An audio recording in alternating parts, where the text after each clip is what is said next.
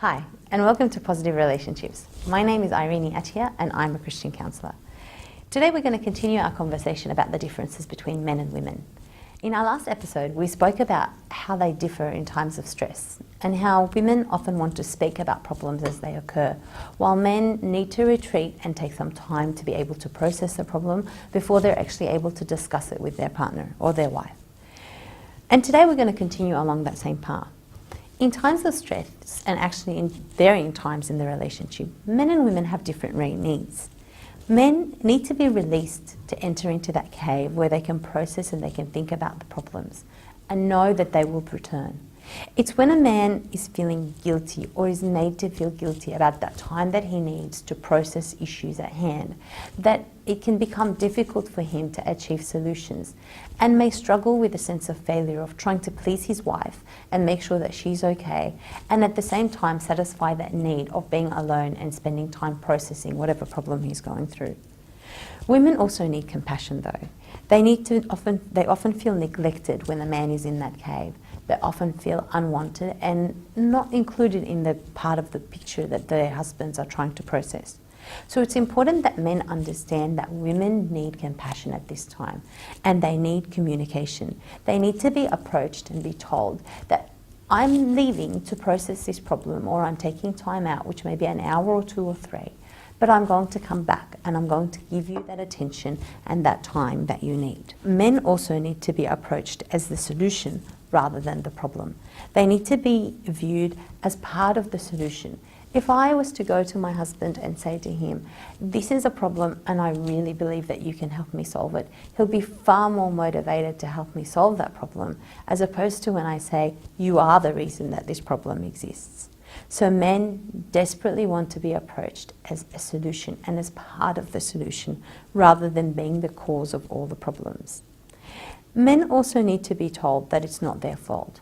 If we remember, the reasons that men generally discuss problems are either to let someone know that they've made a mistake or to get advice from someone who has greater expertise in an area. So they need to be told, oftentimes by their wives, that I'm just sharing this with you, I'm just telling you this problem, but I'm not blaming you. I just want to connect with you, and that's the reason that I'm sharing it. And women need to be heard, not advised.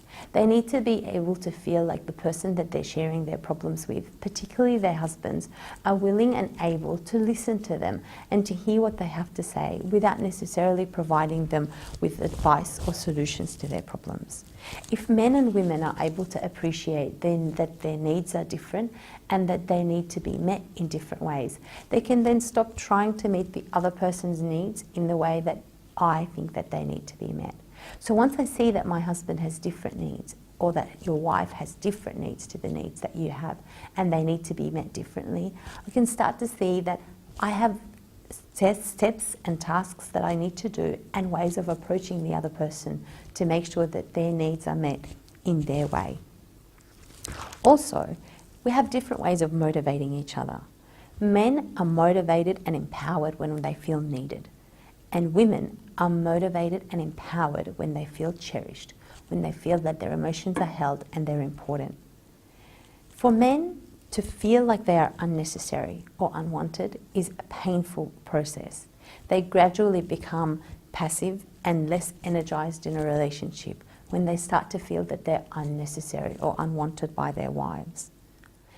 By the same token, when a woman does not feel cherished, she becomes compulsively responsible and exhausted from giving too much because she's not feeling valued and appreciated for what she does. And it's through sharing her feelings that she remembers that she is worthy of the love in that relationship, and she can start to become a positive contribution and bring positive contributions to the relationship. And as this happens, that tendency to be compulsive and to be helpful starts to ease, and she can be a lot more relaxed and a lot more free in the relationship. So it's important that we motivate each other as well as understand our needs, being aware that they're different.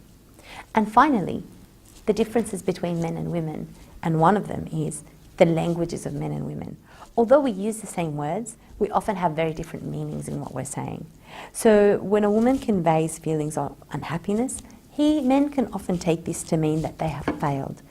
And at times, the more a man feels that he's failing in a relationship, the less he gives. Whereas the opposite is true. She's expressing those feelings of unhappiness in the hope to get him to connect with her and to pursue her further.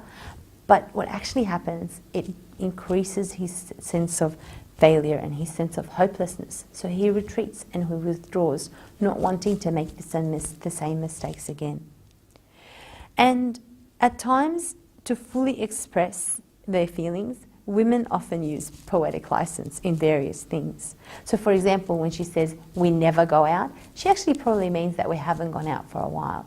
And although she can say that to one of her female friends with them fully understanding, he can take this in a defensive way and start to say, but we went out. We actually had dinner out a couple of weeks ago. She needs to understand that when she goes to her husband and wants to express a need or a desire to spend time with him, as she would have wanted to with that statement, she needs to state it clearly and be able to say, I'd actually like to spend time with you, or can we go out this weekend? Because that way it takes away that sense of failure. Finally, it's important to understand and to always remember that our differences are positive things. We both need to stop offering the method of support that we prefer and start offering the method of support that our husbands or our wives prefer and need. Thank you for joining me today. I look forward to seeing you next time on Positive Relationships.